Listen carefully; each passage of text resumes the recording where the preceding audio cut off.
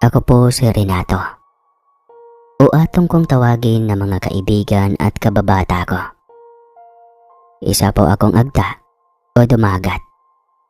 Kami ay mga katutubo dito sa kabundukan ng Sierra Madre. Sa ngayon po ay nasa 52 anyos na ako at namumuno sa pangkat ng Kafgo o Bantay Bayan. Ang aking kwento ay ang naging karanasan namin sa pakikipaglaban sa mga taong labas. Maging ang aming pakikipaglaban na rin sa mga paribadong tauhan ng mga minahan na tinatago lang sa publiko. Kung paano kami palayasin sa lupaing aming pag-aari. Masasabi kong ang mga paribadong samahan ng mayayamang politiko at negosyante ang may-ari ng malawak na minahan sa Sierra Madre. Sila ang amo ng mga tauhang may makabagong baril at pinapanakot sa amin. Mga taong makapangyarihan at mayayaman at nagiging kalaban na rin namin habang tumatagal. Ang mga tauhan ng minahan na demonyo, ang mga pag-uugali at ang turing sa amin ay hayop at mababang uri lamang. At kung paano kami iniligtas na mga nilalang na hindi nakikita ng tao. Iyan ang ikukwento ko sa inyo ngayon. Hindi po ako babanggit ng pangalan ng barangay at pangalan ng mga tao na aking mga kababayan. Iniiwasan ko po kasing kutsain kami na mga taong hindi kayang unawain ang aming kalagayan. Sa tradisyonal na pamumuhay, kami ay umaasa sa pangangaso, kaingin, pagsasaka, at pangangalap sa kagubatan. Sa kabila ng kahirapan, mula sa pag-unlad ng aming kapaligiran, ang pagtutroso at pagmimina, patuloy na pinapangalagaan naming mga dumagat ang aming kultura at karapatan sa aming lupang minana pa sa aming mga ninuno sa ilalim ng batas. Pero pilit inaagaw sa amin ng may-ari ng minahan dahil kami daw ay mangmang lamang. Kaya wala daw kaming laban sa kanila. Alam ko namang wala talaga kaming kakayahan, pero may batahala kami na makapangyarihan. Maging ang mga taong labas na abusado at kami ay ginagawa ng gatasan. Lahat yan aming nilabanan at magpahanggang ngayon, patuloy kaming lumalaban. Ako ay nakapagtapos ng sekundarya sa bayan, kaya medyo hindi ako mangmang sa ibang mga bagay. Matatas akong manalita at hindi ako pumapayag na apihin ng mga banyaga at mayayamang negosyante. Malalaman niyo sa kalagitnaan ng kwento. May i-reveal ako sa inyo. Sa ngayon ay dito muna tayo sa mga patutsada ko. Lalaban ako ng patayan. Huwag lang kaming magipit sa lupang aming pag-aari talaga. Kaya maraming galit sa akin o sa amin. At sa buong pangkat ko mula nang ako ay natutong lumaban sa kanila. Taong 1999, sa kabilang bahagi ng kabundukan, nabalitaan namin na may mga kilalang politiko at mga banyagang dayo ang malimit naming makita at para daw sinusukat na ang lupain at may nadadamay na lupain ng mga kaanak kong agda. Yung iba ay napipilita na umakyat sa tuktok ng bundok kasi wala talaga silang kalaban-laban at dahil na rin sa takot. Aabutan daw ng 5 piso ang mga lokal at pipirmahan sa katunayang binili na nila ang lupa ng mga kamag-anak kong mga mangmang. Noong mga panahong iyon ay medyo malaki-laki pa ang 5,000 piso. Mga wala silang pinag-aralan at kaalaman sa batas at sinamantala naman iyon ng mga ganid na politiko. Dahil sa pakiusap ng matatanda na natitirang buhay sa aming pamilya, ayaw nila ng gulo. Kaya ang iba, tinatanggap ang 5,000 piso at aakyat na lang sila sa itaas ng bundok para sa kanila ligtas sila doon. Hanggang sa mawala na sila ng pag-aari at ang kalaban naman nila ay ang mga taga-DENR at pinapaalis sila sa lupang pag-aari ng gobyerno. May mababait din namang mga tauhan ang pamahalaan at hinahayaan na lang ang mga kapwa ko dumagat na minirahan sa liblib na lugar ng kabundukan ng Sierra Madre. Basta ang usapan, huwag magpuputol ng mga puno at ipagbibili. Nasa ganun na nga umiikot ang buhay namin. Maswerte ako dahil hindi pa naaabot ng minahan ang pag-aari ng aming lupain.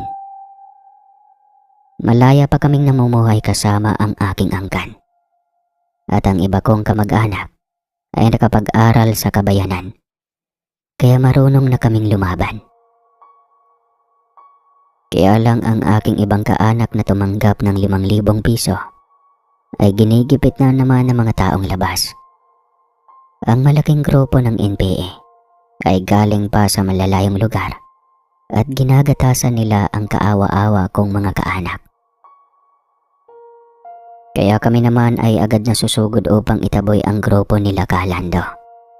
Mga bastos ang grupong ito kumpara sa naunang grupo na nakasagupa ng mga sundalo. At ang gusto, gagawing alipin ang ilan kong kaanak at binabastos ang mga kadalagahan.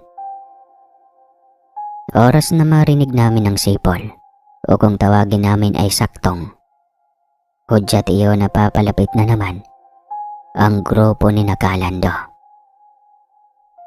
Atong, iyan na naman ang grupo ni Calando. Nagkataon pa na ang mga militar ngayon ay pinatawag sa kabayanan at may mahalagang okasyon sa kampo. Kaya tayo na lang ang aakyat sa sityo. Pag hindi tayo kikilos, ubos na naman ang mga palay ng mga kaanak natin. Saad ng kapwa ko, Kapko. Namimihasan na talaga ang grupo ni Calando. Bakit hindi sila humingi sa mga amo nilang politiko? Akala ko ba'y may pundo na sila at suportado ng mayayamang tao sa lipunan? Tapos tayong mga agta ang kanilang gagatasan. Alam naman nilang hirap na nga tayo sa buhay eh. Daing ng ina ko at lumuluha ito sa takot. Dahil buntis ang kanyang kapatid na nasa itaas ng bundok.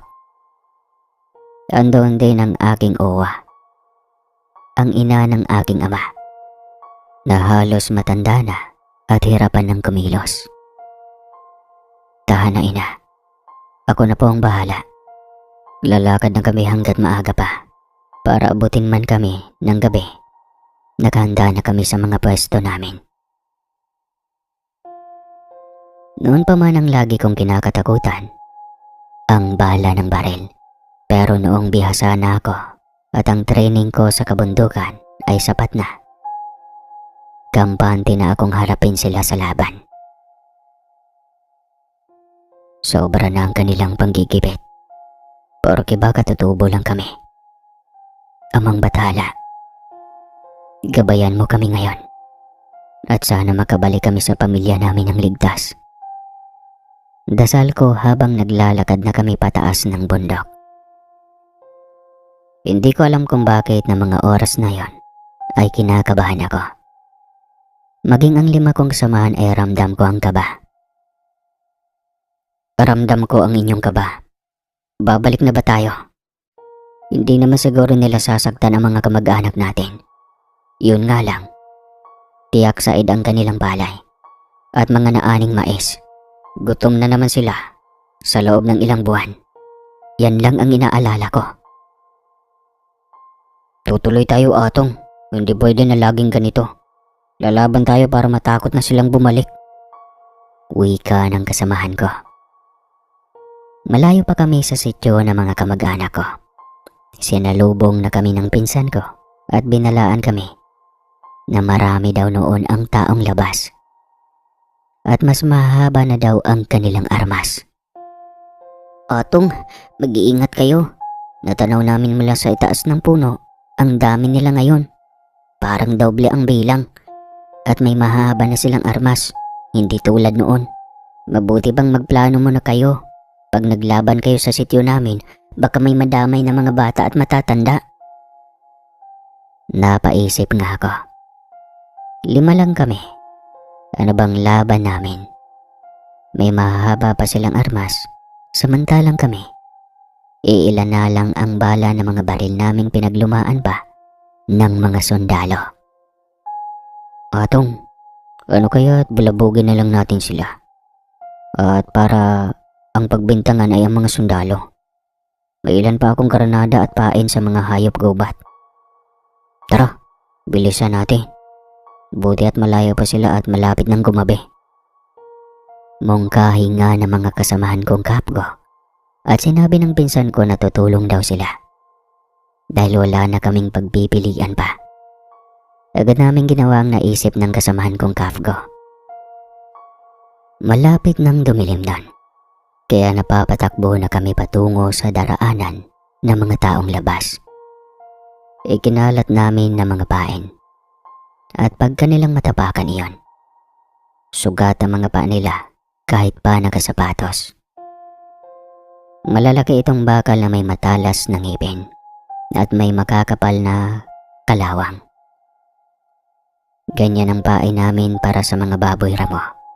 At ngayon, 15 peraso ang ikinalat namin. Matapos naming ikalat ang mga pain o mga patibong, pinauwi ko na ang mga pinsan ko at ilang kasama niya. Ayaw kong madamay sila sa labang wala naman silang kakayahang makipaglaban dahil kabataan pa sila. Kaming 5 naghanap ng matataguan sa itaas ng puno. Yun ang napili naming taguan. Naghiwa-hiwalay kaming 5 at handa na sa mangyayari. Rinig na namin ang kanilang tinig. Nagtatawanan pa ang mga taong labas na halatang masaya. Dahil alam nilang kakatapos lang mag-ani ng mga agta. Dumidilim na rin at kailangan naming humanda.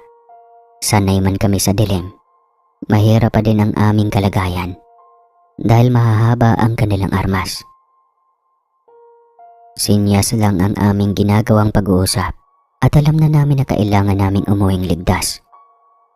Huling sinyas ko, uuwi tayong 5 na ligtas. At huwag kayong magmatapang dahil wala tayong laban. Utak ang gagamitin at hindi emosyon. Sumagot naman ang 4 kong kasama na bahala na si Amang Bathala. Maya-maya tumahimik ang paligid. Halatang naghahanda na ang mga taong labas. Alam nilang nasa lupaan na sila ng mga dumagat. Magagaling din sila sa ganoong kaalaman. Kaya nilang maging kasinggaan ng bulak habang naglalakad. Ilang beses na ba nilang nananakawan ng armas ang mga militar at hindi iyon naramdaman ng mga sundalo. Nakakapangilabot na katahimikan. Naaaninag ko pa sila. Ang mahabang pila habang dahang-dahang naglalakad. Talagang sanay na sila sa kabundukan. At alam niyo ang nakakabilib noon, may mga babae silang kasama. Alam ko ding hindi lahat sa kanila ay nakasapatos, kaya tiyak kong may mapipilayan at hindi na makakalakad. Pinapanalangin ko na ang leader nila na si Kalando ang agad na madali sa patibong namin. Hindi nga nagtagal ay may narinig na ako. Aray! Mag-ingat kayo. May mga nagkalat na patibong sa mga hayop gubat. Dumudugo na ang binti ko. Malalaki ang nilagay nila. Sigaw ng isang lalaki at halatang umatras ang iba at nagbalak na bumago ng daan. Kahit saan pa kayo dumaan mga demonyo. Marami pa kaming pain. Kahit papano, mapipilayan ang ilan sa inyo. Sa isip-isip ko. Balik! Mag-ingat! Madilim na ang daan. Aray! Nadali din ako! Tulong! 2 na ang nadali. Masayang-masaya kaming 5. Pero nandun pa rin ang kaba. Kaya pa naman naming makaaninag ng tao at tanaw namin na umuurong na ang ilan. Tigil mo na tayo. Magpaplano muna tayo. Mukhang naaamoy ng mga agta na darating tayo. Maghanap muna tayo ng mapagpahingahan ngayong magdamag. At bukas na muli tayo lalakad. Malayo pa ang sityo ng mga dumagat. Baka marami pa ang pain ang hindi natin makikita. Boses iyo ni Kalando. At may nabuo sa aking isipan. Kung kaya nilang nakawin ang aramas na mga sundalo, kaya din namin gawin iyon na hindi nila namamalayan.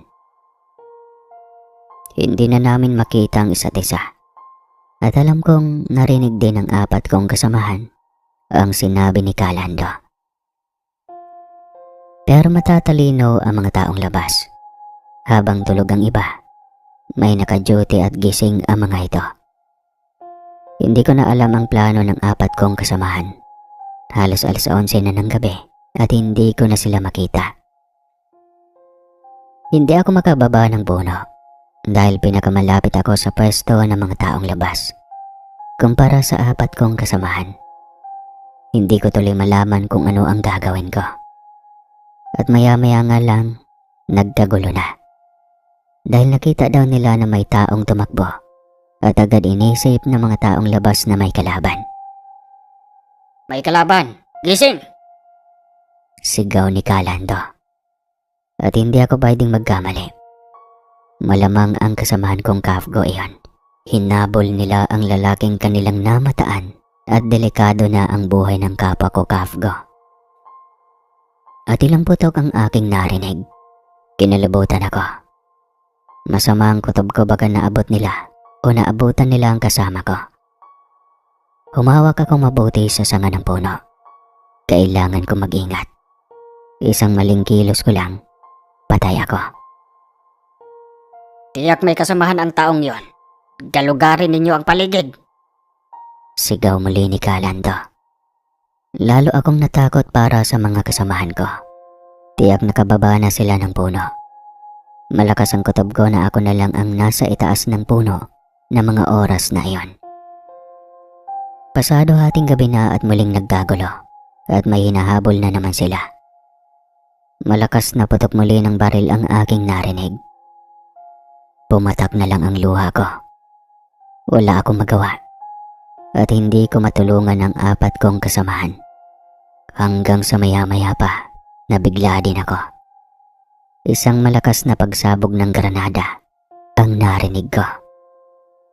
Alam kong granada iyon ang kasamahan kong kafgo. Tiyak na nanlaban na ito. Malayo ang liwanag na nanggagaling sa pagsabog. Tanaw ko mula sa kinalalagyan ko ang malaking apoy. Nagkakagulo ang lahat at may sumisigaw ng patay na daw. Amang batala, patay na po ba ang mga kasamahan ko? Kumaabot ako ng liwanag sa pwesto ko. Tiyak, makukorner nila ako. At wala na akong kalaban-laban. Kayo na po ang bahala sa akin at sa mga pamilya kong naiwan. Habang abala ang lahat sa hindi kalayuan, kaagad akong bumaba at tumakbo pabalik sa sityo ng mga kaanak ko. Bahala na. Wala nang lingon-lingon. Tumakbo ako ng mabilis at pinilit kong makabalik ng buhay. Hindi naman ako maliligaw sa lugar namin. Doon ako lumaki, kaya alam ko ang ligtas na daan kahit pa madilim. Hanggang sa may humatak sa akin at hinila ako sa maling direksyon. Malakas ito at kayang-kaya niya akong hatakin at ang bilis niyang tumakbo. Sandali, sino ka ba? Hindi kita makita. Teka lang muna, ano ba? Hindi ito sumasagot at pagod na ako sa pagtakbo. Bitawan mo ako, malayo na ako sa sityo namin. Ano ba? Hindi ito ang tamang daan. Sino ka ba? Nanlalaban na ako habang pilit kong inaalis ang kamay ko na hawak niya. Takbo pa, kaibigan. Kailangan mong makalayo dito. Pag naabutan ka nila, Pati mga kalahi mo sa sityo dumagat ay madadamay. Baka sakta ng buong angkan mo. Galit na galit sila dahil nahuli nila ang dalawa mong kasamahan at wala na silang buhay. Takbo pa! Hindi ko na alam kung ano pa ang nangyari. Para akong nagising at natakot sa kanyang sinabi. Sumunod na lang ako kung saan man niya ako hinatak. Isang malaking puno nga ang aming narating. Malalaki ang ugat nito. At kayang magtago ang isang tao. Inaaninag ko ang anyo ng lalaking humahatak sa akin. Subalit madilim ang paligid. Hindi ko siya makita. Pumasok ka sa gitna ng malalaking ugat, kaibigan. Ligtas ka dito. Huwag kang matakot sa akin. Kaibigan niyo ako. Salamat kung sino ka man. Bali 5 kami. Asan pa kaya ang dalawa kong kasamahan? Kung patay na ang dalawa. Nakatakbo sila, kaibigan. May dalang pang pasabog ang isa mong kasamahan. Kaya nakatakbo siya papalayo. Bali ang dalawa mong kasama ay patay na. Binaril sila, kaibigan, habang tumatakbo. Gustuhin ko man sila na tulungan. Kaya lang nakita kitang bumababa ng puno at hinahabol kanila. Pero wala naman akong nakitang umahabol sa akin ha. Nakalayo na ako. Dahil hawak na kita. Nawala ka na sa kanilang paningin. Ano? Hindi ko maunawaan. Sino ka ba? Pero hindi na sumagot ang lalaki. Dahil may narinig kaming papalapit na mga taong labas. Isiniksik ko ang katawan ko sa gitna ng malalaking ugat. Kailangan ko makabalik ng buhay sa pamilya ko. Rinig na rinig ko ang kanilang pag-uusap. Ilan pa kaya ang nakatakas? Lintik na mga dumagat na iyon. Marunong nang lumaban na. Para mga tao sila ng militar. Talagang utos sa kanila na libuhin tayo. Humanda sa akin ang mga agta na iyon. Puputulan ko sila ng leeg. Boses iyon ni Calando. Kilalang kilala ko na ang boses niya. Maotoridad ito. At may medyo matapang. Ilang taon na ba siyang pabalik-balik sa sityo namin. Kaya kilalang kilala ko na ang kanyang boses. Pilit ko namang hinahanap ang lalaking kasama ko. At baka kako makita ito ng mga taong labas. Nawala na kasi ito at nagtataka ako. Bakit parang hindi siya nakita ni Calando? Gayong nasa tabi lang naman siya ng malaking puno. Matagal na tumigil pansamantala si Calando sa tabi ng puno. Na mahinga pansamantala ang mga ito. Sa aking tansya, malapit nang mag-umaga. Kaya baka kako makita nila ako. Natakot ako at hindi mapakali sa aking pwesto. Baka ako'y kanilang makita talaga. Ngunit takang-taka talaga ako sa kasamahan kong lalaki. Bakit agad itong naglaho? Hanggang sa nagsimula ng lumiwanag ang paligid. Nakita ko na namamahinga ang 3 lalaki. At ang isa nga ay si Calando. Bigla namang kumakalos ko sa itaas ng puno na katapat ko. At pagkatingala ko, isang lalaking maputi ang buhok at may tangang sibat at hipto. Isang uri pa ng sibat na ang bala noon ay may lason.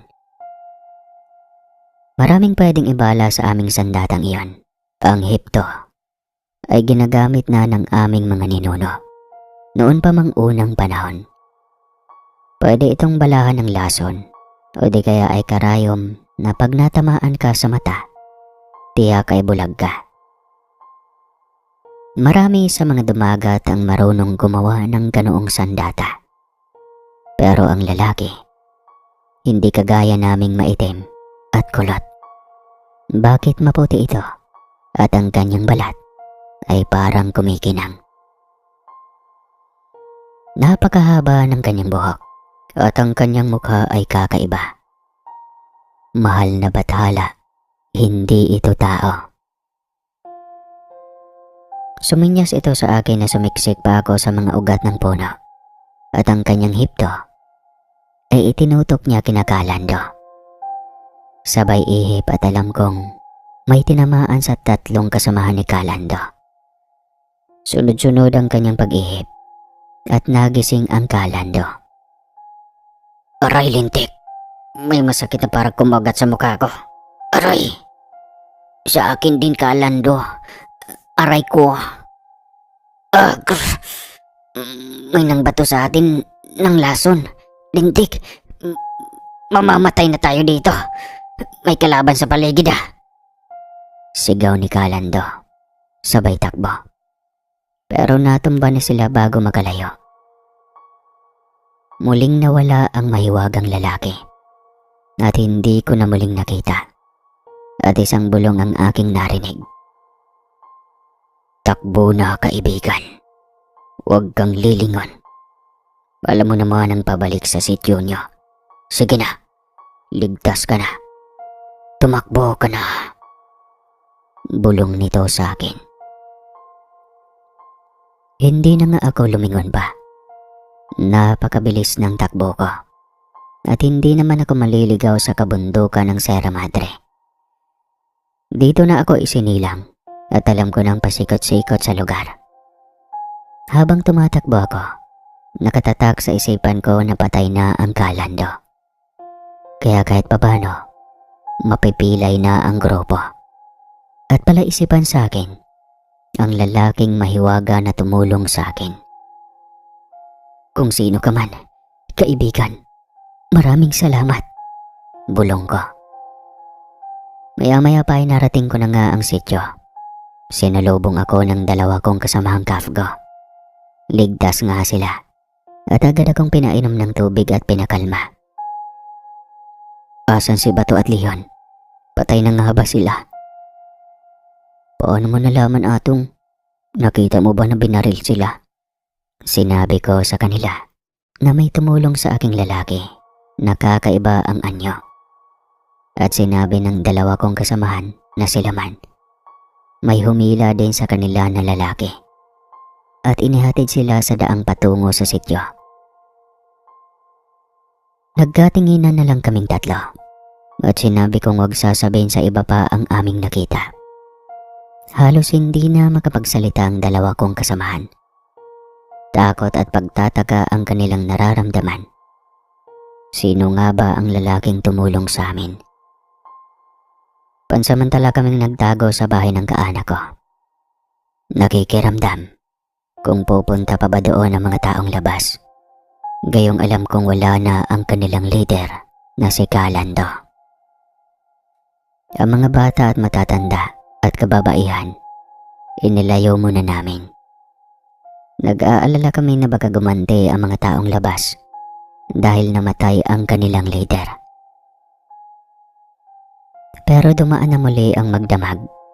Walang mga taong labas na dumating sa sityo namin. At para kaming nabunutan ng tinik sa dibdib.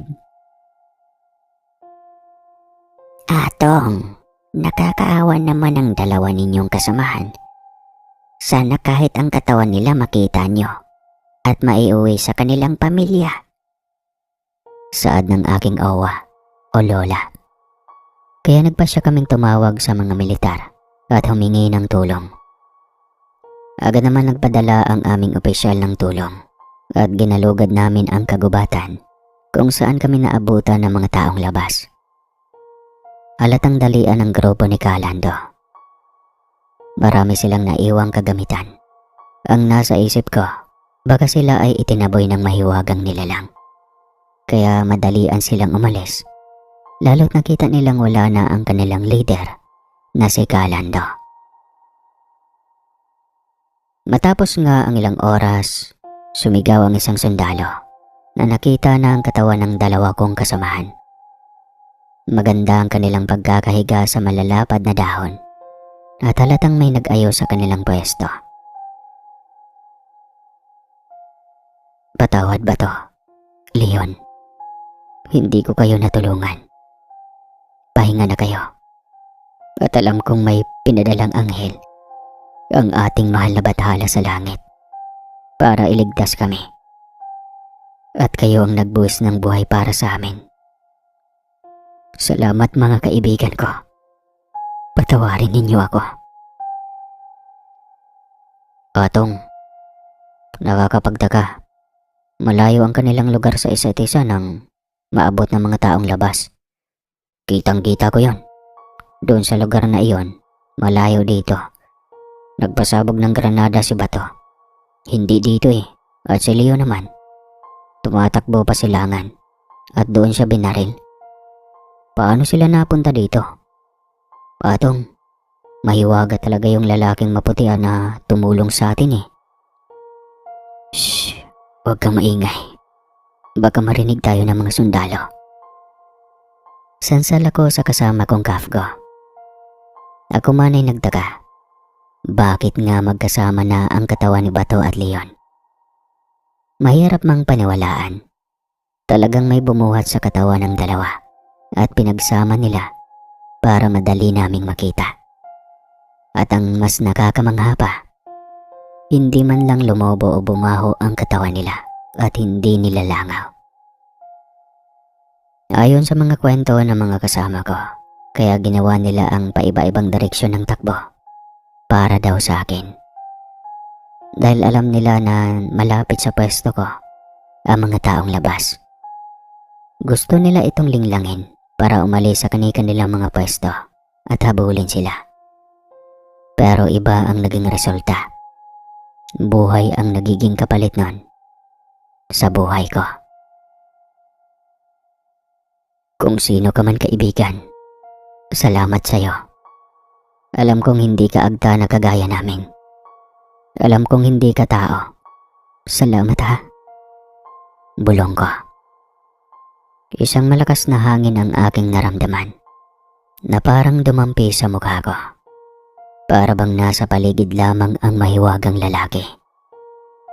Hinanap din ng mga militar ang katawan ni Nakalando, pero mukhang binuhat sila ng kanilang mga kasamahan. Naibaba namin sa bundok ang katawan ng dalawa kong kasamang Kafgo. Masakit man, may mga anak sila at asawa. At halos hindi nila matanggap ang nangyari. Hindi naman kami pinabayaan ng aming mga opisyal. Libreng kabaong at libing at inabutan pa ng pera ang kanilang mga naiwan sa buhay. Napatitig ako sa kanilang naiwan. Inaalala ko na paano kung ako ang naabot ni Nakalando. Tiyak ako din ang nasa kabaong at umiiyak ang ama at ina ko. Naputol naman ang aking pag-iisip nang nilapitan ako ng aking opisyal. Atong, magpasok ka muli ng bagong mga aplikante para maging Kafgo. 5 hanggang 10 ang dalhin mo sa kampo para mag-training ha. Kailangan nyo ang karagdagan pang mga tagabantay pag wala kami sa kabundukan. Kayo ang mga mata namin at mag-ingat kayo. Baka gumante ang grupo ng taong labas. Lalo na't sabi mo nga, napatay mo ang leader nila si Kalando. Magaling ka. Hayaan mo na. Dadalhin ko agad o ipapadala ang premyo mo. Saad ng aming opisyal. Kaagad naman akong naghanap ng matatapang na mga dumagat. Kabataan na sabik sa labanan. Ang mga kaanak na mga napatay ni Nakalando ang unang nagpalista. Walang duwag na dumagat, kaya marami ang nag-a-apply at alam kong buo ang kanilang loob para magiging Kafgo. Ilan nga sa aking kapwa agta ang dinala ko sa kampo at nag-training ng ilang buwan din. Libre ang pagkain at may allowance pa. Habang kami mga natitirang Kafgo ay alerto at alam naming anumang oras ay babalik ang mga taong labas. Pabalik-balik ako sa pinangyarihan ng labanan at nagbabakasakali akong makikita kong muli ang mahiwagang lalaki. Pero bigo ako at mukhang hindi ko makikilala kaagad ang aking tagapagligtas. Hindi na rin bumalik ang mga taong labas, kaya masayang masaya ang lahat ng sityo ng mga dumagat. Buong akala namin ay wala nang magiging problema pa. Yun pala ay nagkakamali kaming lahat.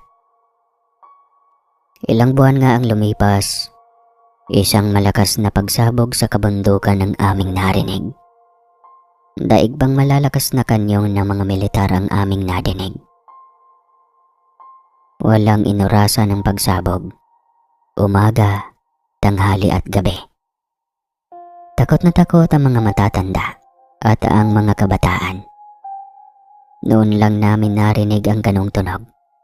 Nasanay kami sa katahimikan at huni lamang ng mga kuliglig ang malimit naming madinig gabi-gabi. Amang bathala, ano iyon? Atong, nakakatakot naman. Parang sa taas ng bundok nanggagaling ang pagsabog. Nako, ang mga uwa mo, malapit doon. Wika ni ina, na nanginginig na naman ito sa nerbiyos. Ina, mukhang ang mga nagmimina. May bago silang kagamitan ng mga pangpasabog. Delikado nga ang sityo ni Naowa. Ang dami pa namang kabataan doon ngayon. Mahal na bathala, tulungan mo po kami. Sa pagkakataong iyon, hindi kami pwedeng humingi ng tulong sa mga militar. Hindi nila sakop ang problema ng minahan. Tanging ang mga politiko at opisyal ng DENR lamang ang nakakasakop sa kanila. Subalit, mga bulag at pipi sila. Matagal na silang kumikita sa minahan at malaki ang kanilang pakinabang sa minahang iyon. Kaya malabang pakinggan ang aming hinaing. At nakaabot pa ang aking kaalaman. 25 years daw ang kontrata ng minahan. At iya kong sirang-sira na ang kabundukan sa loob ng 25 years. Ngayon, may i-reveal na agad ako. Total, parang nasa kalagitnaan na tayo ng kwento. Itong tatandaan yun mga taga-bundok. Kaya maraming gustong sirain ang mga kabundukan ng mga mayayaman na mga tao dahil ang mga nakatira doon na mga simpleng namumuhay pero masaya naman, walang hinahangad na malalaking bagay, ay gusto nilang impluwensyahan sa mga katakot-takot na mga ugali ng mga tao ngayon. Sana makuha niyo ang punto ko. Kasi ang mga tao sa kabayanan, mabilis lang nilang makontrol. Maipapakita lang sila kung anong uso, kung anong bibilhin mo. Tinuturuan kang maging gastador. Pero pagkarating sa mga taong bundok, hindi sila problema sa mga gadgets, mga sasakyan, kahit anong mga material na bagay. Kasi hindi kontrolado ang isip nila ng mga malalaking tao. Pero ang mga nasa kabayanan, kontrolado sila sa ganon.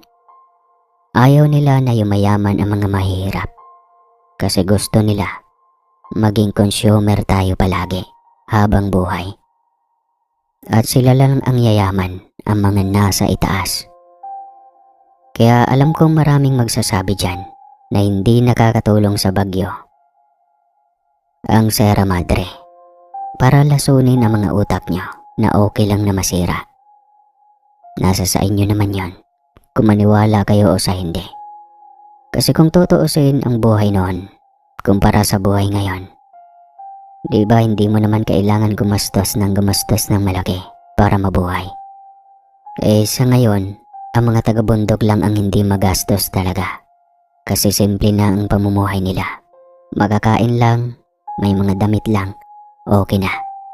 Di na kailangan ng refrigerator, mga kung ano-ano mga kagamitan. Yun yung gusto nilang pasukin na mga liblib na lugar para ma-impluwensyahan at mabilis ang access at danamin din ang mga tao doon. Ibig sabihin, pag maragdagan ang mga taong nauuto nila, dadami din ang mga consumer.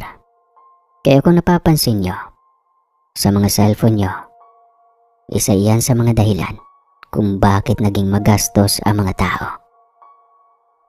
Ala, mukhang tama ano? Grabe namang kwento na to. Kinikilabutan ako. Balik tayo sa kwento. Kinabukasan, madalim pa, muli akong nagsadya sa sityo ng aking mga kaanak. Halos lahat sila hindi na makatulog sa takot. Sa ilalim daw ng lupa nila ay parang may pagyanig dahil sa pagsabog. At ang ilang kubo nila ay nabago nga naman ng tayo at tumatagilid. Atong, maghanap kami ng malilipatan. Hindi naligtas ang lugar ng aming tinitirikang bahay. Maging ang aming mga gulayan at taniman ng mais. Parang kakaiba na may mga lupang hindi naligtas tapakan. Baka mapahamak kami. Saad ng owa ko. Agad nga akong naglibot sa paligid. At nakakita nga ako ng mga lubak at parang nabibiyak na lupa. Hindi naligtas manirahan sa sityo ng owa ko. Saan ko naman sila ililipat? Doon sila itinalaga ng DNR. Ang aming sityo naman sa ibaba ng bundok ay puno na. At hindi nakakasyang pamilya ng mga kaanak ko. Matanda na ang owa ko at wala silang laban sa minahan na walang pakialam sa mga dumagat na nasa tabi lamang ng kanilang minimina na naninirahan. Pansamantala akong namahinga sa ilalim ng malaking puno. Nag-iisip ng plano para sa sityo ng owa ko. Sa bilang ko, nasa 10 pamilya din sila at maraming kabataan at matatanda na. Kaibigan, mahirap nga ang inyong pinagdaraanan. Kami din na marami na ang lumika sa aming lahi. Nasa kabilang bahagi na kami ng Sierra Madre ngayon. Dahil sa minahan na nabulabog kami. Nagulat naman ako at may nagsalita sa tabi ko. Nasa likuran ko na pala ang lalaking tumulong sa amin noon. Aba, kaibigan. Salamat at muli kang nagpakita sa akin. Muli akong magpapasalamat at iniligtas mo kami. At alam kong ikaw ang nag-ayos ng mga katawan ng dalawa ko pang kasamahan na pinatay ng mga taong labas. Ayos lang kaibigan. Ako ay kababata mo at sabay tayong lumaki dito sa bundok. Kaya alam ko ang inyong pagkaramdam at ang inyong mga ipinaglalaban. Nandito lang ako at handang tumulong. Pasyensya ka na at sa iyo lang ako nakikipag-usap ha. Ayaw ko lang maging komplikado ang lahat. Hindi ko mauunawaan. Ano ka ba kaibigan? Alam kong may kakaiba sa'yo, maging sa kulay ng balat mo. Hindi ka tao kaibigan, at nauunawaan ko yon. Dumagat ako. Bukas ang isipan namin sa kagaya mo. Bata pa lang ako. Alam namin na may kagaya nyo na namumuhay sa kabundukan na ito. Taong engkanto ka ba, kaibigan? Tama ba ako? Salamat. At hindi pa rin kami nakakalimutan ng mga ninuno nyo. May ilang dumagat din ang nasa aming pangangalaga na. May ilan sa inyo ang napangasawa ay taong engkanto. Kami ay elementong lupa. Kagaya nyo, may sakahan din kami at nangingisda rin. Kaya lang nabulabog kami dahil sa minahan. Nabalitaan ko nga ang kanyang tinoran. May ilang kadalagahan kaming nawala na lang sa kagubatan at hinayaan na lang ng aming mga matatandang kaanak dahil nasa mabuting katayuan na daw ang mga dalagang nawawala na lang. Ang sabi nga ng owa ko, sumama na ang mga ito sa mga engkanto. May ilang bumabalik naman at may bit-bit ng anak. Kita namin na maganda na ang kanilang buhay. Kaya sino ba namang magulang ang ipagkakait ang kaginhawaan? Aalis na muli ang kanilang mga anak at hindi na namin alam kung saan sila naninirahan. Kaya siguro ganito ang aking nararamdaman sa nilalang nakaharap ko. Dahil siguro, iisa kami ng kinalakihan at baka nga kababata ko siya at sabay na lumaki sa kabundukan. Ikaw kaibigan, bakit ka bumalik pa sa lugar na ito? At nakikita ko ang sandata mo, kagaya ng aming sandata. Saan ka naman natutong gumamit nun? Muli, kababata mo ako. Hindi man ninyo kami nakikita, pero halos kasama nyo kami araw-araw noon. Andito dati ang aming tahanan kaibigan. Kaya lang dahil sa minahan, napilitan na kaming lumayo.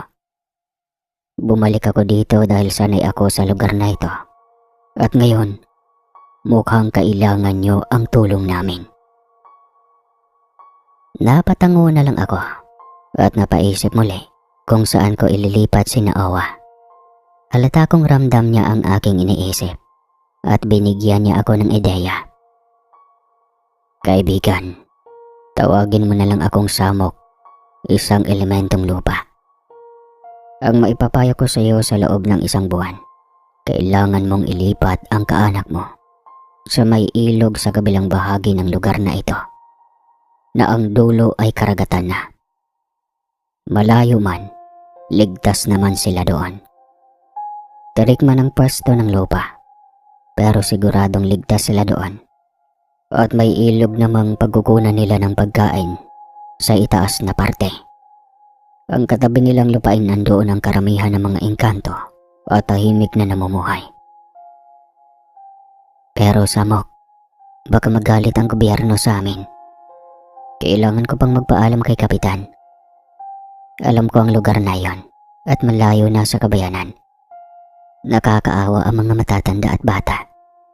Sobrang layo na nun. Basta sundin mo ako kaibigan at huwag kang mag-alala. Maaasahan mo ang tulong ko. Kasama mo akong haharap kay punong barangay. Hindi pa nga kami nagtatagal magkausap ni Samok. Muling yumanig ang lupa at muling may sumabog. Ayan na naman Samok. Ramdam ko ang pagyanig ng lupa. May sumabog na naman.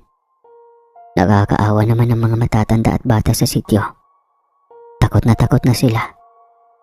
Kailangan kong magmadali. Pupunta na ako kay Kapitan. Mabuti't maaga pa. Hindi na nga ako lumingon pa kay Samok. Nagtatakbo na ako pababa ng bundok. Napakalayo ng bahay ni na Kapitan. Tabi na ito ng National Highway. Wala na akong lingon-lingon pa. Nakailang pahinga din ako bago ko narating ang bahay ni na Kapitan. Inihanda ko muna ang aking sarili. Noon pa man, lagi nang galit sa amin si Kapitan. Mainit ang dugo nito sa mga dumagat, kaya hindi ko alam kung papayag ito sa aking sadya sa kanya. Maraming tao sa bahay ni na Kapitan. Nahiya ako sa aking kasuotan. Hindi ko malaman kung saan ako lalapit para hanapin si Kapitan. Tao po. Uy, may agtao. Baka hinanap si Kapitan. Saad ng isang babae. Nako, baka mamalimos na naman ang mga yan. Kababaho pa man din. Umalis ka nga dito, ang baho mo. Bastos naman ang babaeng yan. Teka nga, magpasalamat siya, mabait ako ngayon. Huwag kang aalis kaibigan. Ako ang bahala. Nasa tabi mo lang ako. Mga tuwiran ka kaibigang Atong. Sabihin mo kafgo ka at may sadya ka kay Kapitan. Nagulat ako sa biglang pagbulong ni Samok. Nasa tabi ko pala ito at ako lang ang nakakakita sa kanya. Madam, isa po akong kafgo. Ako po si Atong, leader ng mga kafgo sa sityo ng mga agta.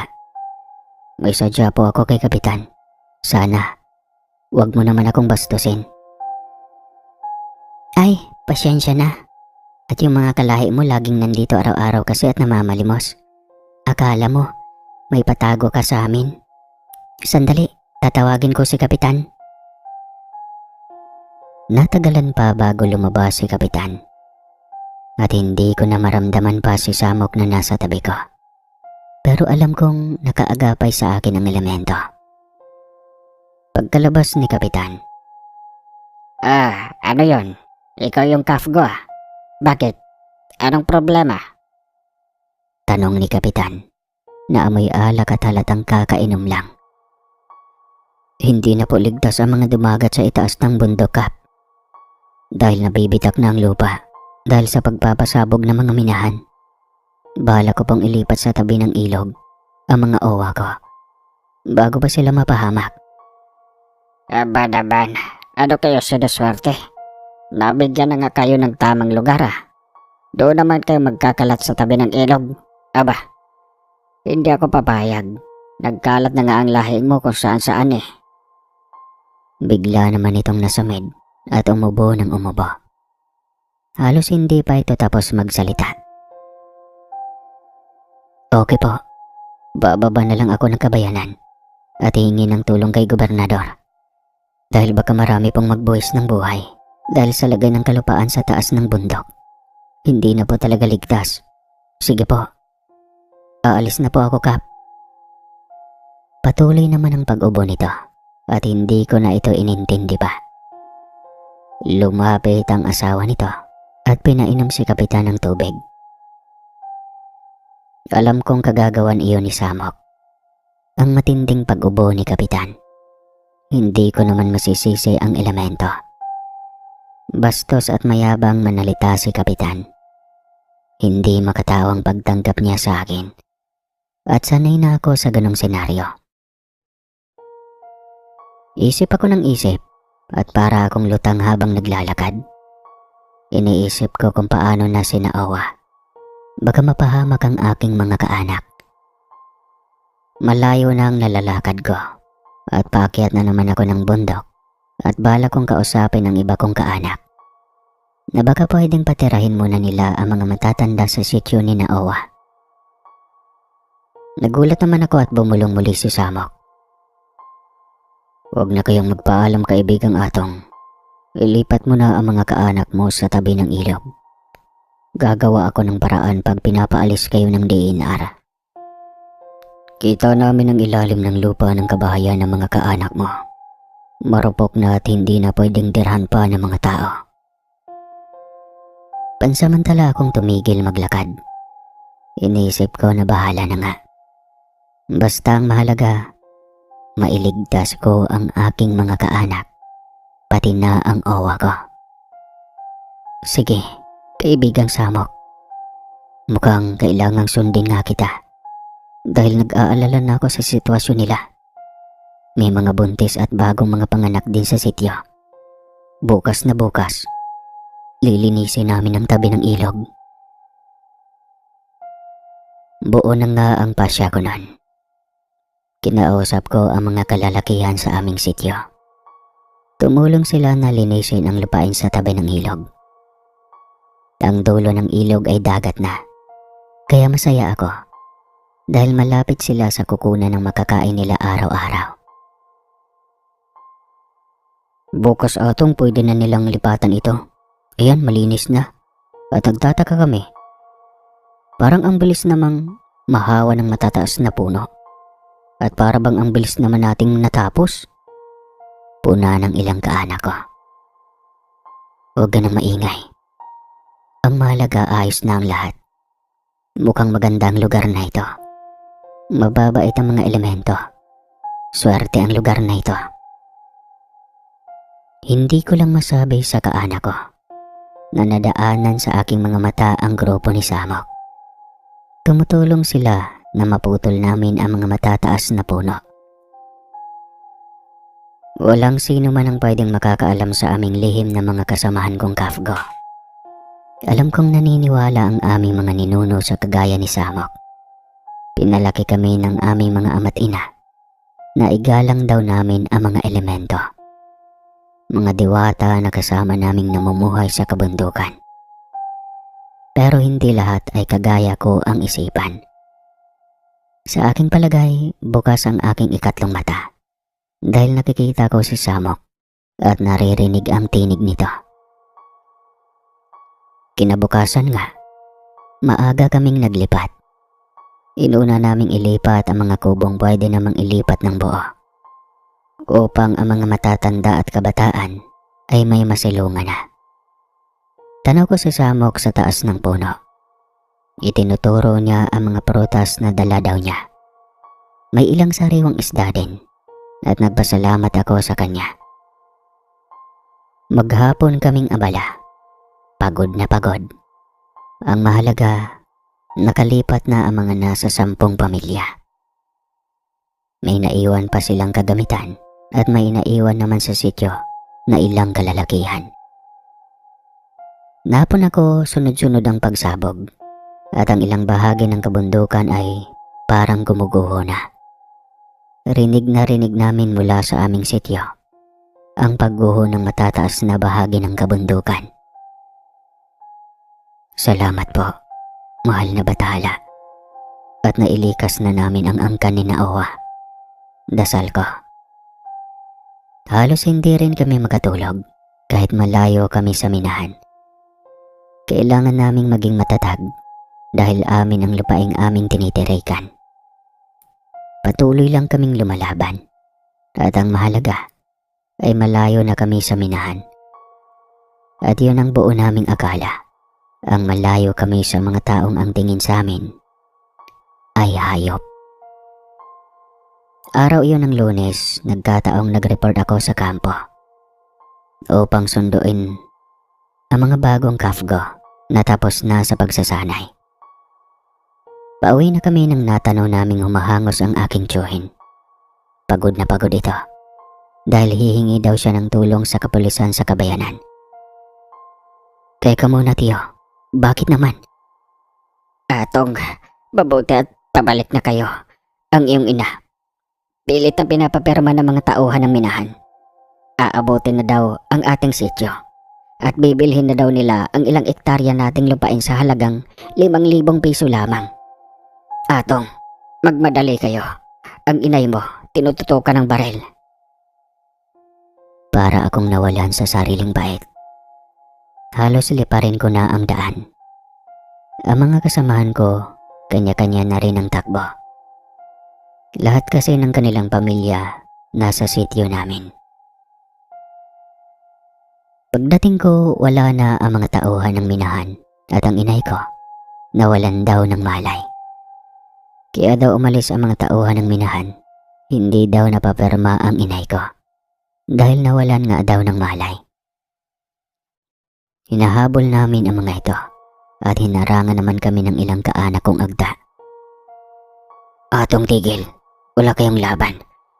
Makinig kayo sa amin. Marami silang armas at sanay pumatay ng tao. Magplano muna tayo. Hindi naman napapirma ang inay mo eh.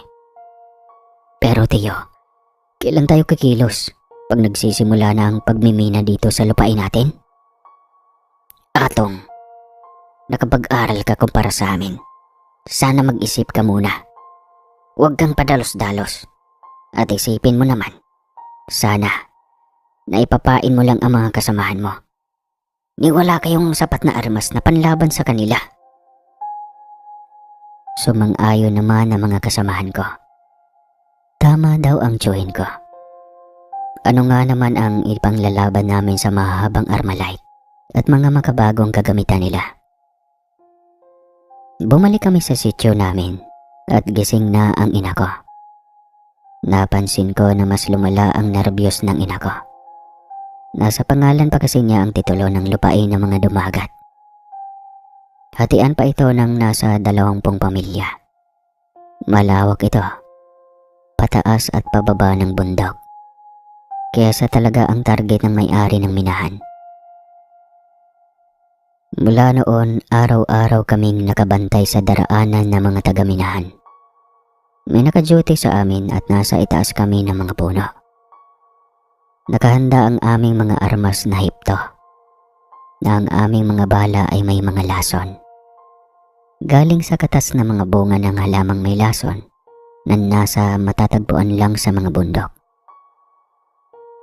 Nagdadala din minsan ng aking paningin si Samok. Nasa itaas din iyon ng puno at malungkot na nakatitig sa akin. Ramdam niya ang bigat ng aking dinadalang responsibilidad. Ang problemang alam niyang mahirap lunasan. Isang gabi akong nakabantay at pagod na rin ang aking katawan at isipan. Nilapitan ako ni Samok at may itinuturo ito sa akin. Nakikita mo ba iyon, kaibigang Atong? Parang may mga maninipis na sinulid, hindi ba? Wala namang ibang dadaan dyan kundi ang mga tagaminahan. At sabihan mo din ang ibang mga kalalakiang dumagat na iwasan ang lugar na yan. Bakit, kaibigang Samok? Anong meron sa lugar na yan? At ano ang mga sinulid na iyon? Nahagip nga ng aking mga mata eh. May lason iyon, kaibigang Atong. Oras na dumikit sa kanilang kasuotan. Tatagal ang lason hanggang sa kumapit ito sa iba't ibang bagay. At oras na kumapit ito sa kanilang balat, magkakasakit sila at wala na itong lunas. Tandaan mo, kaibigang Atong. Sabihin mo ito sa iyong mga kalahi. Tatagal iyan ng 9 na araw. Salamat, kaibigang Samok. Naluluha ako sa saya dahil may kaibigan akong kagaya mo. Wala namang dumagat ang dumaraan dyan dahil alam namin na delikado na ang lugar na yan. Dahil nga sa walang ibang daraanan ang mga tagaminahan, doon lang sila lulusot. Kumbaga, shortcut iyon mula sa minahan. At alam kong babalik sila dahil pagagalitan sila ng may-ari ng minahan pag hindi pa napapirma ang inay ko. Kaya naisip ko na itago ko muna ang inay ko sa sityo ng owa ko, sa tabi ng ilog malayo at mahirap matunto ng mga tauhan ng minahan. Nagpabalik-balik nga ang mga tauhan ng minahan.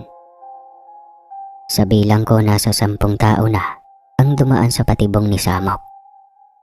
Hanggang sa nagpapaputok na ng baril ang mga ito pag hinahanap ang ina ko. Sige, patayin mo kami. Naka-report na kayo sa kampo. At oras na may masaktan sa mga kapwa ko dumagat, ipaparating namin ito sa nakakataas at sa media. Ang tapang mo, Kapgo. Akala mo naman nagmamatigas kayo ha. Humanda kayo. Ibubulldozer na namin ang lugar niyo sa ayaw at sa gusto niyo. At muling nagpaputok ng baril ang mga ito. Awang-awa ako sa mga kabataan at matatanda na takot na takot. Mula nga sa itaas na mga puno, namataan ko si Samok at may kasama ito na kagaya niyang kanyang anyo. Gamit ang aming sandatang hipto, inisa-isa nilang soplahan ng lason ang mga may dala ng mahahabang armas. Naaawa akong natutuwa dahil alam kong hindi magtatagal ang buhay ng mga ito. Idagdag pa ang lason sa kanilang mga damit. Wala pang 1 linggo, kumalat ang balita at mula nga sa mga kaanak namin sa ibaba ng bundok, nagkalat ang balitang may kumalat daw na pandemya sa taas ng bundok. Tinatamaan daw ng malulubang sakit ang mga tauhan ng minahan. Maging ang ilang may-ari ng minahan ay nahawaan daw. Kaya pinatigil daw muna ang pagmimina. Kapayapaan ng ilang buwan ang ating mararamdaman. Darating ang Kapaskuhan ng payapa tayong mamumuhay. Salamat sa mahal na bathala. Sana nga ay hindi na matuloy ang pagpapalawak pa ng minahan. Sana lang. Saad ng aming mga awa at pansamantala nga na naging tahimik ang aming kapaligiran. Tanging mga huni ng mga kuliglig at panggabing ibon na lang ang aming naririnig tuwing gabi. Umaawit ng papuri at pasasalamat sa aming bathala ang aming mga nakakatanda. Nakakaiyak marinig muli ang kanilang mga tinig. Atong, hanggang kailan kaya ang katahimikang ito? Bukas, makalawa, tatakbo na naman ba tayo? Daing ni inay. Lalaban tayo, ina. Kung kailangan kong gawin, uulitin ko hanggang maubos sila. Diyos ko, Atong. May kinalaman ka sa mga dumapong sakit ng mga tauhan ng minahan? Ganun ba yon? Patawad, ina. Pero ang totoo ay oo. Kailangan kong gawin upang matakot na silang bumalik dito. Anak, may namatay. Bakit ka natutong pumatay, anak, nang walang kalaban-laban? Hindi po ako ang gumagawa nun, inay. May kaibigan ako at hindi ito agda na kagaya natin. Hindi sila tao, inay.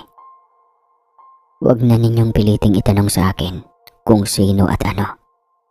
Wala na po kayong malalaman pa. Para na rin po sa katahimikan ng isipan niyo.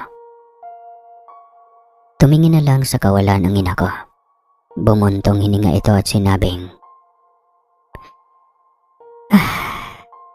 suportado kita, anak. Mag-iingat ka, ha? At lumakad na ito papalayo sa akin. Isang taon din na napatigil noon ang minahan.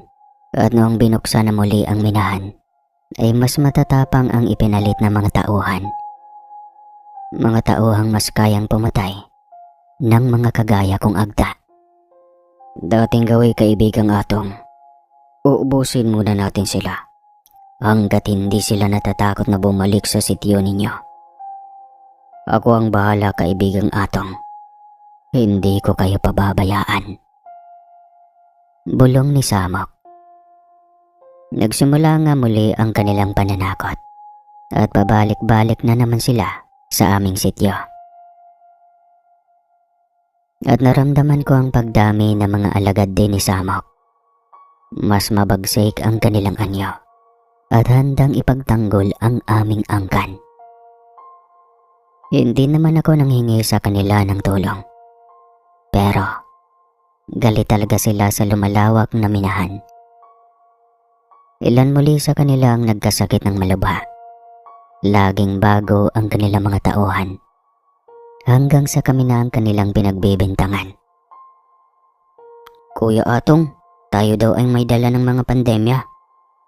Pupuntahan daw tayo ng mga taong gobyerno at titignan ang ating kalusugan.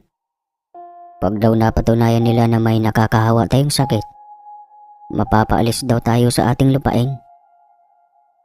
Saad ng pinsan kong namamasukan sa kabayanan. Inahanda ko ang aking mga kapwa dumagat at sinigurado kong malusog kami sa pagdating ng mga taong gobyerno. Buwan ng Mayo noon at umakyat ng bundok ang mga taga-DOH. May mga dalang aparato at inisa-isa kaming kinuna ng dugo. At tahimik silang bumaba ng bundok. Dala ang mga nakuhang dugo sa amin. Nakaramdam ako ng awa sa aming lahat. May kaunting tulong na gamot o bitamina ay wala man lang iniwan sa amin. Kahit gamot ng mga matatanda, na alam naman nilang matatanda na ang mga ito at kailangan na ang maintenance na gamot, ay wala man lang silang ibinigay sa amin. Talagang binayaran lang sila ng mga politiko at may-ari ng minahan upang kami ang mapagbintangan at mapaalis sa aming lupain. 5 araw ang makalipas. Lumabas na ang resulta at pinalabas nila na may nakakahawang sakit daw ang karamihan sa amin. Pero kay buti ng mahal na bathala, isang kasamahan nila na nurse na may mga kaibigang dumagat ang umalma. Lumapit ito sa media at sinabing hindi totoo ang pinapalabas ng DOH at wala kaming nakakahawang sakit talaga. Kahit pa matanggalan ako ng lisensya ay tatanggapin ko. Handa akong lumabas kahit pa idemanda nila ako. Wala pong nakakahawang sakit ang mga lahing dumagat. Utos lang sa amin iyon na mga may-ari ng minahan para mapaalis sila sa lugar na iyon. Wala naman ang nagawa ang ilang politiko. Masisira sila sa mga botante nila. Kaya naman nananahimik na lang ang lahat. Hindi na nga muling pinag-usapan pa sa buong bayan namin ang mga naganap nun. Kaya mula noon hindi na kami pinakialaman pa ng mga taga-minahan. Tinaasan nilang pader at para silang takot na takot sa amin. Wala nang daan ng mga taga-minahan patungo sa aming lupain. Masayang masaya na kami buhat noon. Payapa na kaming namuhay at wala ng taong gobyerno ang nangingialam pa sa amin. Lalo naman kaming naging matalik na magkaibigan ni Samok. Malimit kaming nangangaso at nagkukwentuhan sa taas ng bundok. Saksi din kami sa pangingikil ng mga taong labas sa minahan. Nagkakabarilan pa nga at may namamatay sa grupo ng mga taong labas. Dahil mas high-tech na ang kanilang mga armas kumpara sa mga taong labas. Iba na rin ang kanilang leader. Canistor na ang pangalan nito. Pilit nilang inaalam kung nasaan ang sityo ni Naowa. At pilit din namang inililigaw ni Samok at hindi na nila maaabot ang tabi ng ilog. Ang sityo naman ni Ina ay hindi nila matawid dahil sa mataas na pader na ginawang harang ng minahan. Kaya buong akala namin ay ligtas na kami sa kapahamakan. Dumating pa ang mga taon at nananatili kaming matatag para sa aking mga awa o lola. Hanggat nakatayo ang matayog na pader, ligtas kami sa mga tauhan ng minahan. Maging ang mga taong labas na dumaraan sa kabundukan ay ligtas na rin kami. Ngunit hindi pala sa lahat ng bagay ay maliligtas kami.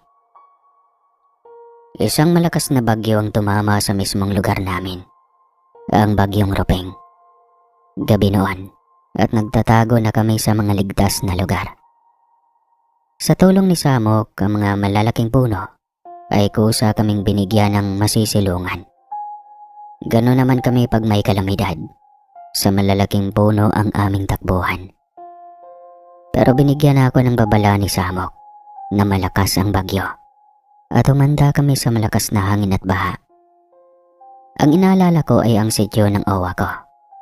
Tabi sila ng ilog at alam ko rin naman na hindi sila pababayaan ni kaibigang Samok. 12:00 ng gabi nang dumadagong-dong na nga na parang may dalawang bato na nagsasalpukan. Tumagal ito ng halos 30 minuto at kasabayang malakas na ulan sa taas ng bundok. Sanay na kami sa malalakas na bagyo. Sanay na kaming mabasa ng ulan. Ilang dekada na bang nakikipaglaban ang mga dumagat sa mga malalakas na bagyo. Pero sadyang ang mga balat namin ay sanay na sa tubig, kaya hindi na kami natatakot. Pero na mga oras na yon, kakaiba ang nangyayari at hindi kami handa. Para bang may sumabog mula sa minahan. Kinabahan kami, kaya nagpasya na akong sumigaw at sinabi kong maghanda. Agad naming itinaas sa mga sanga ng puno ang matatanda at bata. Mabuti na lang at mapuno sa sityo namin at bawal magputol ng mga puno doon. Nang sumagot ang mga kaanak ko na nasa itaas na ng puno ang kanilang pamilya, kaming mga kalalakihan ay nakaramdam sa susunod na mangyayari. At tama nga ang kutob ko. Umawas ang tubig mula sa minahan at nabasag ang mataas na pader na nasa gitna ng aming lupain. Rumaragasa ang malakas na tubig at agad kaming napaakyat sa puno. Napakadilim ng gabi at tanging sipol lamang ang aming komunikasyon. Daig pang malakas na alon sa dagat ang aming naririnig. Sa dilim ng gabi nangangapa kami at lumalakas lang ang loob ko kapag naririnig ko ang sipol ng mga kaanak ko. May mga kasamang bato ang baha at tumatama ito sa mga puno. Kaya kailangan naming humawak ng mabuti sa mga sanga dahil gumagalaw ito. Ina, ama, kapit ng mabuti. Ang mga kabataan, higpitan niyo ang yakap sa sanga ng mga puno. Lumakas pa ang hangin at ulan. Alam kong matagal pa bago magliwanag, Kahit sanay ang aming mga katawan sa tubig, ang mga matatanda ay hindi natatagal. Pero maya-maya ay may sumigaw na nadala na daw ang puno na kanilang kinakapitan. Pero may humahatak daw sa kanila at nailipat sila sa kabilang puno. Alam kong sinasamok ang tumutulong sa amin. Nagsisiiyakan na ang mga bata dahil sa takot. Kaibigang Samok, salamat. Huwag mo kaming pababayaan. Bulong ko. Naramdaman ko nga na may nagtatali sa mga katawan ng mga kababaihan. Ramdam ko ito. Kahit madilim, may mga mabibilis na parang anino ang nagtatali sa mga katawan ng mga matatanda at bata sa sanga ng mga puno. Atong, sino sila ha? Sigaw ni Ina. Ina, sila ay mga kaibigan kong elemento. Magpasalamat kayo sa kanila. Salamat po sa inyo, mahal na bathala. Salamat sa mga ipinadala mong tagapagligtas. Sigaw ng mga matatanda. Isang bulong nga ang aking narinig. Kaibigang Atong, ligtas na ang sityo mo. Lilipat naman kami sa kabilang sityo sa tabi ng ilog. Umaapaw na ang ilog doon na may kasamang malalaking bato. Kailangan din nila ang tulong ko. Paalam mo na kaibigan. Naunawaan ko kaibigang Samok. Mag-iingat kayo. Maraming salamat kaibigan. Ilang oras pa at lumiliwanag na ang paligid. Kahit napakalakas pa rin ang ulan, ang baha lumiliit na rin at ang aming lupain may naggalat na mga malalaking bato. Nagulat ako nang dahan-dahan kong nakikita ang aming kinalalagyan. Para itong may sapot ng gagamba na yari sa baging. Nakatali ito sa mga matitibay na baging ang bawat puno. Ang baging na nakikita sa galamay ng punong balete na parang mga tali. Kaya pala hindi kami nadadala ng rumaragas ang tubig. Ang mga bata, matatanda at kababaihan ay nakatali rin. Natulala ako at hindi ko lubos maisip paano nagawa ni Samok ang lahat ng iyon. Napakahiwaga talaga ng nangyari at walang makapagsalita sa aming mga kalalakihan. Agad akong kumilos. Wala na kaming kagamitan. Nadala lahat ng agos ng tubig. Ni isang bahay ay wala man lang natira. Abala na ang lahat at naghahanap kami ng malalaking dahon ng buli para may masilungan. Lahat kami ay kumikilos. Sanay na kami sa malalakas na kalamidad. Ang mga kaibigan at kaanak naman namin na nasa kabayanan tulad ng dati. Pag natapos ng bagyo, aakyat sila ng bundok at magdadala ng tulong. Alam kong kakaiba ang bagyong dumaan sa amin noon. Dahil sa minahan, noon lang namin naranasan ang ganoong trahedya. Hindi na namin maaalis ang malalaking bato na nagkalat, maging ang aming mga sagingan at gulayan ay binanlawan ng baha. Kuya Atong, ang pader na ginawa ng mga tauhan ng minahan ay gumuho. Lampasan na muli ito at tanaw na namin ang minahan. Napakalawak na pala ng minahan kumpara noong isang taon. Sirang-sira na ang kabundukan. Kaya pala rumaragasa ang malaking baha. Kaya ganito na ang buhay natin. Patakbo-takbo. At pag may kalamidad, aakyat muli tayo sa mga puno. Nakakaawa ang mga matatanda. Mahal na bathala. Ano pong nangyari sa aming kabundukan? Daing ko. Bigla namang nagulat ang ama ko at tinawag ako.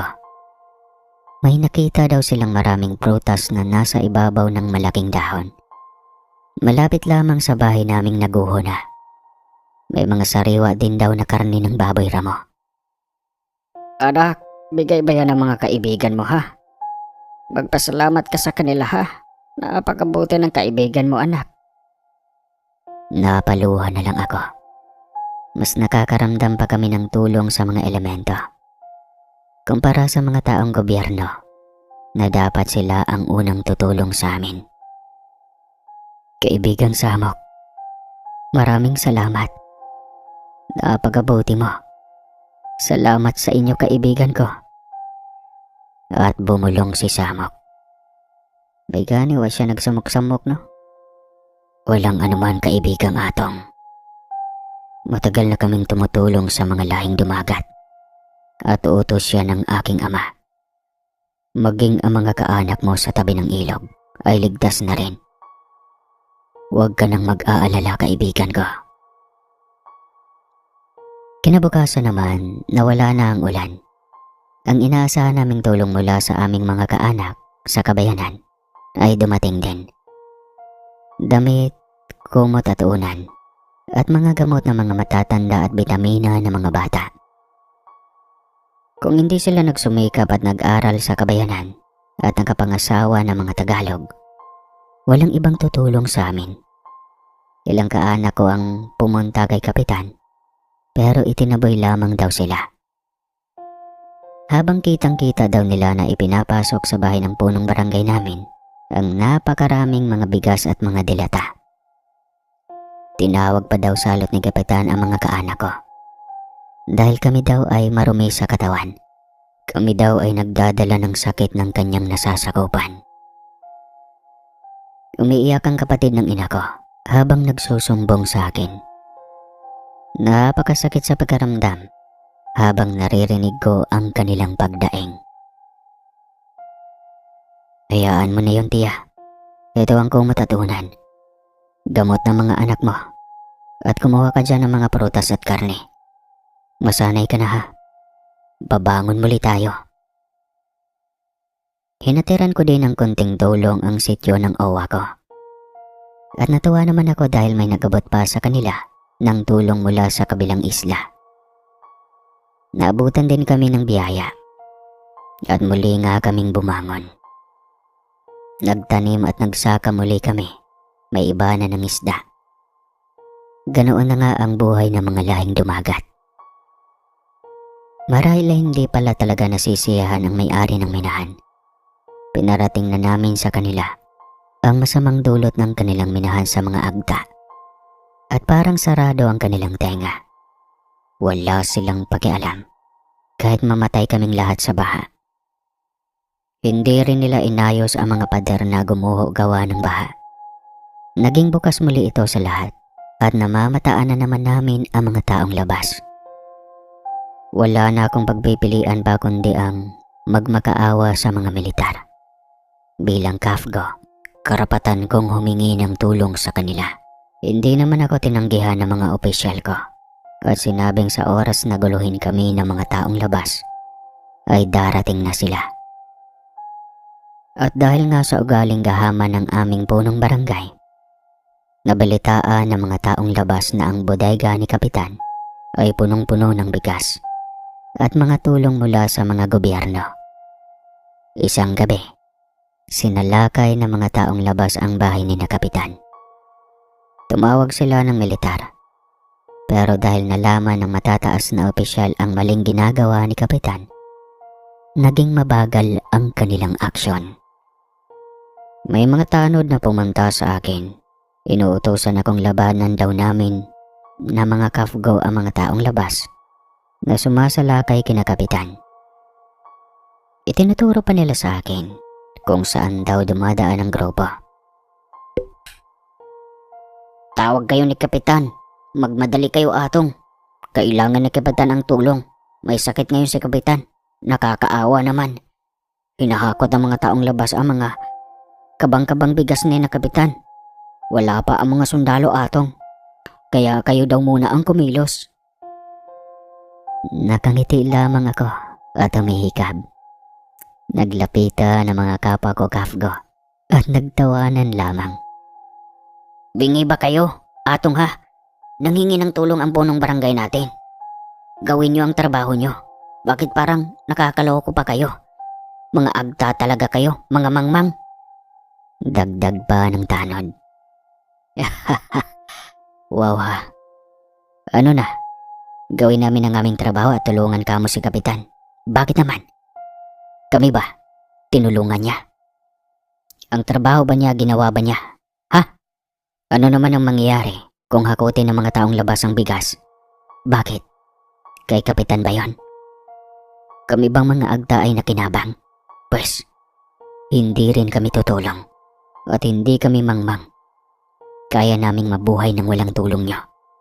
Lumayas ka dito. Baka kung ano pa ang magawa ko sa inyo. Lakas ng loob mong utusan ako. Bakit? May naitulong ba kayo sa lahing dumagat ha? Asan? Asan? Sigaw ko. At halos awati na ako ng ama ko. Dahil nanginginig na ako sa galit. Napaurong naman ang grupo ng mga tanod. Makakarating ito kay Kapitan Atong. Lalo kayong walang matatanggap na tulong. Di ipaabot mo. Kala mo natatakot kami sa kapitan mo. Subukan nyo naman kaming gipitin.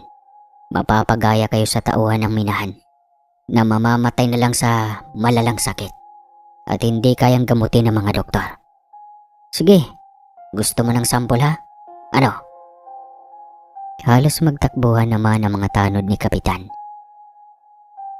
Nabalitaan nga namin na naubos ang bigas sa bodega ni Kapitan at dahil sa nangyari, inimbestigahan tuloy si Kapitan ng DILG. Dahil bakit daw nasa bodega ni Kapitan ang mga bigas at mga dapat tulong iyon sa tao galing sa DSWD. Lalong lumaki ang problema ni Kapitan at natatawa naman kami dahil kahit papano, ang karma ni Kapitan ay dumating na. Natanggal sa pwesto si Kapitan at kinasuhan pa. Ang tumayong Kapitan ay ang unang kagawad na may dugong dumagat.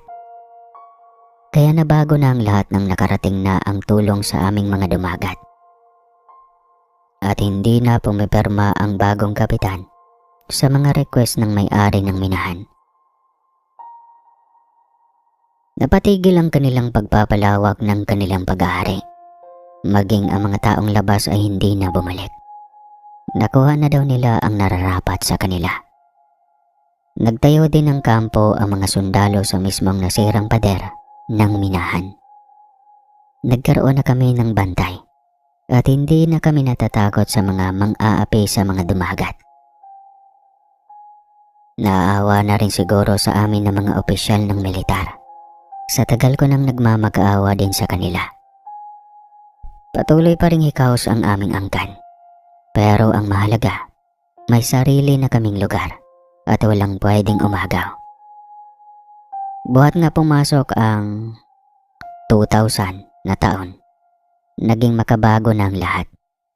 Napasok na rin kami ng mga turista at nakakatanggap na kami ng malawakang tulong dahil sa kapangyarihan ng media.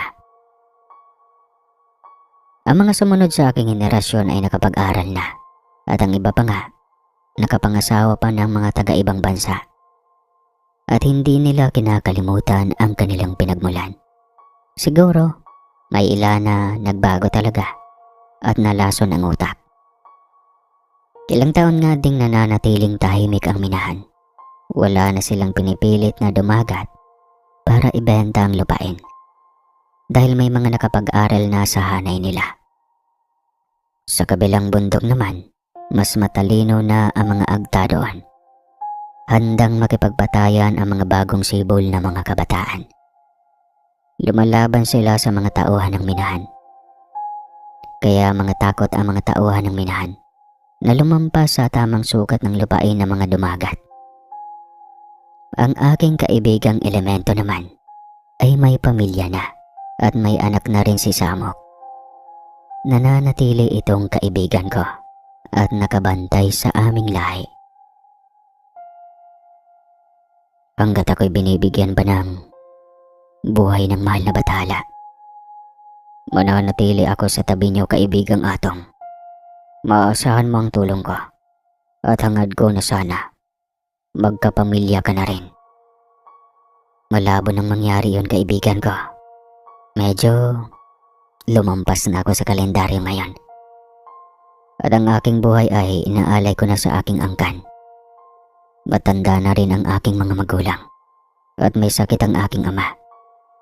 Masaya na ako kaibigang Samok. Basta may kaibigan ako sa taas ng bundok at hindi kita makakalimutan habang buhay. Tuwing hapon, habang nagpapastol ako ng aking ilang alagang hayop, nagkikita kami noon ni Samok paminsan-minsan at masayang nagkukwentuhan. Sir Casper, alam na mga agta kada sityo na may kaibigan akong elemento. Dahil pinalaki kami ng aming mga magulang na mulat sa mga kagaya ni Samok. Hindi naging mahirap sa kanila na matanggap na may kaibigan akong engkanto. Kahit ang mga bagong silang na kabataan, kilala ako bilang isang bayani noong kasagsagan ng gulo sa minahan. Ilang karangalan din ang aking natanggap mula sa LGU bilang kafgo na nag-aalaga sa sityo ng mga agta. Sa ngayon po ay naging sikat na at malayang pamayanan na ang sityo Ilog. Kahit patay na ang awa ko, sikat na sila sa mga Torres. Araw-araw silang may bisita na galing pa sa iba't ibang lugar.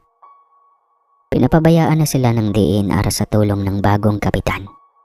Mula nga noon pag-ari na ng mga dumagat ang sityo Ilog kung tawagin nga namin. Lagi nila akong binibigyan ng paggalang oras na dumarating ako doon. Dahil para sa kanila, lagi kong kasama si Samok, ang kaibigan kong engkanto.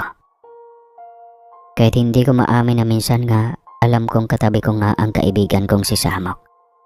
Habang nakatanaw kami sa magagandang tanawin ng sityo Ilog, nakapagpatayo na sila ng daungan na mga maliliit na bangka. Kaya naabot na sila ng mga turista.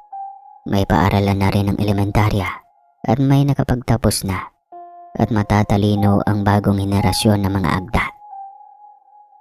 Hindi katulad sa mga syudad, marunong lang mag-English pero bobo naman. Hanggang ngayon, ito na ang buhay ko at nananalangin sa aming bathala na sana wala nang maging problema pa sa minahan at manatili na lang sa maliit na bahagi ng Sierra Madre ito. At huwag nang madagdagan pa ang kanilang pag-aari. Sana kahit kami ay mga dumagat lamang, igalang po ninyo sana kami, kagaya ng pagbibigay nyo ng tamang paggalang sa mga tao sa kabayanan. Muli po, Atong ng Philippines. Wakas ng kwento hanggang sa muli.